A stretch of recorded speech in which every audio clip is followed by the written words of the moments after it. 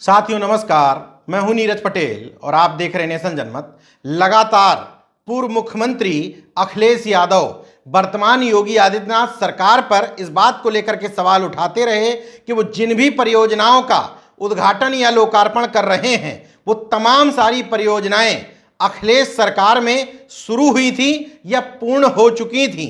उन्हीं परियोजनाओं का दोबारा उद्घाटन योगी आदित्यनाथ कर रहे हैं। लेकिन बीते 10 मार्च को रसिन बांध पर मुख्यमंत्री की सेल्फी ने ऐसा असर दिखाया कि उसकी गूंज पूरे देश की राजनीति में जरूर फैल गई। दरअसल पहले थोड़ी थोड़ी चोरी की जाती थी, इस बार न सिर्फ चोरी की गई बल्कि सीनाजोरी भी की गई। मामला ये रहा कि मायावती जब मुख्यमंत्री हुआ करती थीं 2011 में, तब उन्होंने बुंदेलखंड में बांदा और चित्रकूट जिलों की सीमा पर एक रसिन बांध का उद्घाटन किया था। उसको नाम दिया था चौधरी चरण सिंह रसिन बांध परियोजना। उसके तकरीबन 10 साल बाद यानी कि 2021 में आकर के योगी आदित्यनाथ पूरे तामझाम के साथ में उसी रसिन बांध पर पहुंचते हैं। बदलाव क्या आता है, वहां एक लगा हुआ साइन बोर्ड था जो पहले का, उस साइन बोर्ड को हटा दिया जाता है और इस तरीके से प्रचार प्रसार किया जाता है कि रसिन बांध का उद्घाटन करने के लिए मुख्यमंत्री योगी आदित्यनाथ पहुंचे हैं। तो दो चीजों पर सवाल सबसे ज्यादा उठे। पूर्व मुख्यमंत्री अखिलेश यादव ने ट्वीट किया, शुक्र है तस्वीर तो उनकी अपनी है, काम भले किसी और का है। लेकिन इससे ज्यादा बड़ी बात जयंत चौधरी ने कही है।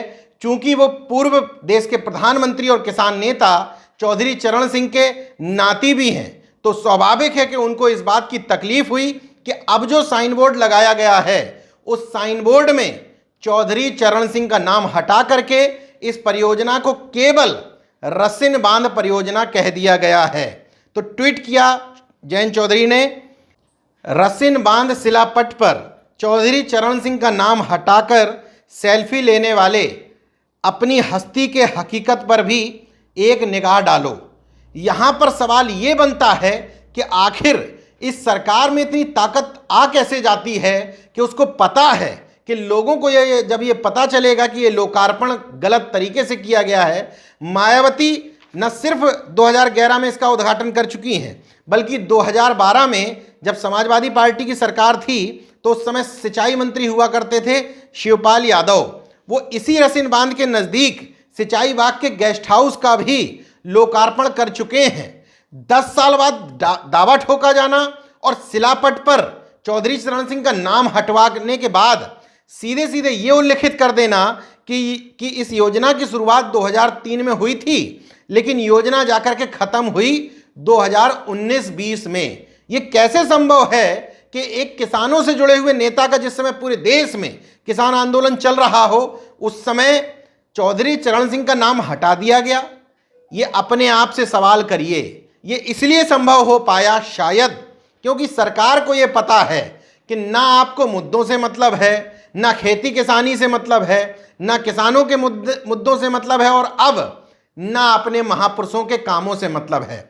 जब सरकार को वोट मिलना है गाय, गंगा, गोबर, गौमूत्र, हिंदू मुस्लिम, भारत पाकिस्तान और राम मंदिर के नाम पर, तो ये सारे एजेंडे सरकार बहुत अच्छे से सेट कर रही है। इसीलिए शायद मध्य प्रदेश में ज्योतिरादित्य सिंधिया की हिम्मत पड़ जाती है कि अहिल्याबाई होलकर जैसी एक वीरांगना के नाम से जो सड़क का नाम बना हुआ था, खुलेआम मंच से धमकी देते हुए लहजों में न सिर्फ अहिल्याबाई होलकर का नाम हटा करके अपने एक चम्मच किस्म के मंत्री के बाबा के नाम पर रखवा देते हैं, बल्कि वो परिवार जिसने अहिल्याबाई होलकर के लिए जमीन दी थी, जब वो परिवार विरोध करता है तो उसको धमका भी दिया जाता है। इसी तरीके से उत्तर प्रदेश के बुंदेलखंड में बड़े ही शानो शौकत के साथ एक पहले से बनी हुई परियोजना का न सिर्फ उद्घाटन किया जाता है बल्कि किसान नेता चौधरी चरण सिंह का नाम भी हटा दिया जाता है, क्योंकि सरकारों को यह अच्छी तरह से पता चल चुका है कि धर्म की आंधी में बह रही ये जनता जो अफीम खाए हुए है राष्ट्रवाद की, वो बड़ी मदहोशी में जी रही है।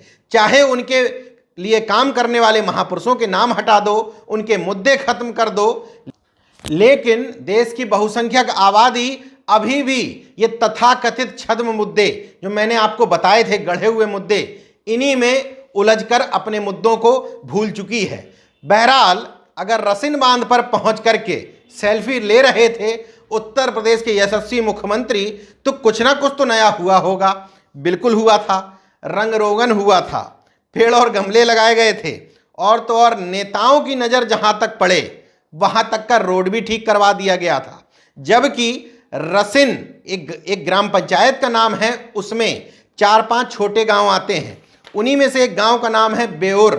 उस गांव के रहने वाले लोगों का स्पष्ट कहना है कि भले ही सिंचाई विभाग का ये दावा हो कि हमने नहरों की लंबाई बढ़ा दी है, और लिखित में लंबाई बढ़ाई भी गई है, सिंचाई विभाग से जुड़े हुए अधिकारियों को चूंकि मुख्यमंत्री के उद्घाटन को सही साबित भी करना है और अपनी नौकरी भी बचानी है, तो वो तर्क ये देते हैं कि पहले रसिन बांध से निकलने वाली नहरों की अधिकतम लंबाई 11 किलोमीटर हुआ करती थी, हमने उसको बढ़ा करके अब 24.1 किलोमीटर मतलब 13 किलोमीटर इसकी लंबाई बढ़ा दी है।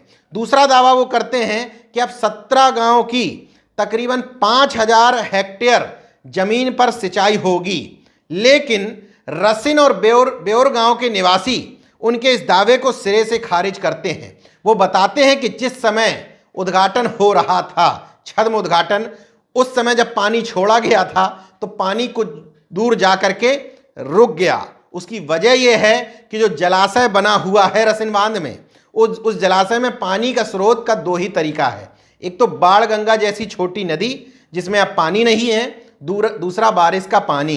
बुंदेलखंड इलाके में वैसे भी पानी की कमी हमेशा रही है, इसलिए इस क्षेत्र से जुड़े हुए गांवों को लाभ पहुंचाने के लिए इस बांध की शुरुआत मायावती जी के समय में हुई थी, और उस समय जलाशय में पानी की कम उपलब्धता को देखते हुए नहरों की लंबाई 11 किलोमीटर रखी थी।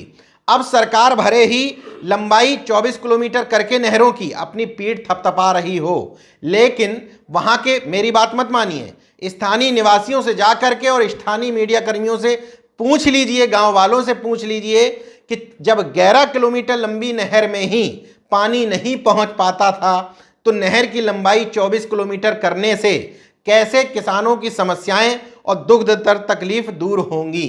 मतलब कि पहले के एक काम को अपने नए लेवल लगा करके चिपका दिया गया। एक खेल और क्या किया गया, साइन बोर्ड में बड़े सुनियोजित तरीके से मायावती का नाम गायब कर दिया गया। अखिलेश यादव के समय में जो भी हुआ इस नहर में, वो भी नाम गायब कर दिया गया। और तो और 2009 में केंद्र में जब मनमोहन सिंह की सरकार थी, उस समय बुंदेलखंड को बड़ा भारी पैकेज दिया गया था। उस बुंदेलखंड के पैकेज में से 22 करोड़ रुपए इस रसिन बांध परियोजना पर लगाए गए थे। पुराने साइन बोर्ड में यह बात दर्ज की गई थी, क्योंकि इससे पहले की जो सरकारें थीं वो अपेक्षाकृत इतनी ज़्यादा साजिशों से भरी हुई या नफरत से भरी हुई नहीं थीं। लेकिन अब इस सरकार के राज में जो नया साइन बोर्ड लगाया गया, उसमें यह बात सिरे से खारिज कर दी गई। उसमें सीधे सीधे बता दिया गया कि 2003 में शुरू जरूर हुई थी, लेकिन खत्म होती है 2019-20 में, मतलब मुख्यमंत्री योगी आदित्यनाथ के राज्य में। यानी कि जो कुछ भी हुआ इस नहर में वो सिर्फ और सिर्फ मुख्यमंत्री योगी आदित्यनाथ जी की देन है। चलिए हम एक बार सिंचाई विभाग के ये आंकड़े मान लेते हैं कि आपने नहर की लंबाई बढ़ा दी और सब कुछ होने लगेगा।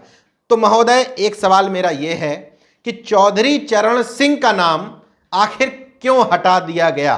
क्या चौधरी चरण सिंह का नाम किसानों से जुड़ना, बुंदेलखंड से जुड़ना या किसी जलाशय से जुड़ना उनका अपमान हो रहा था?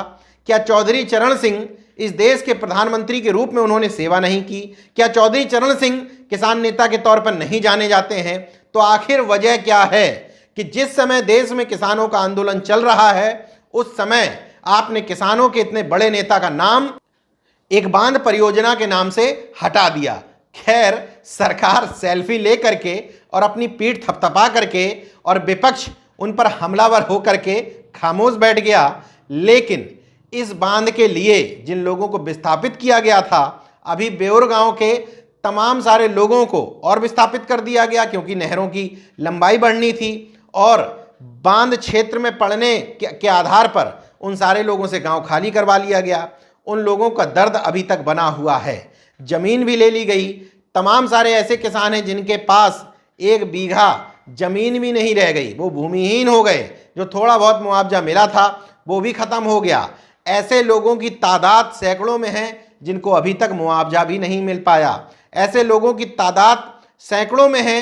सिंचाई विभाग कह रही है कि हमने उनको दूसरी जगह विस्थापित कर दिया, लेकिन टीन में या अपनी मढ़ैया बना करके रहने को मजबूर है।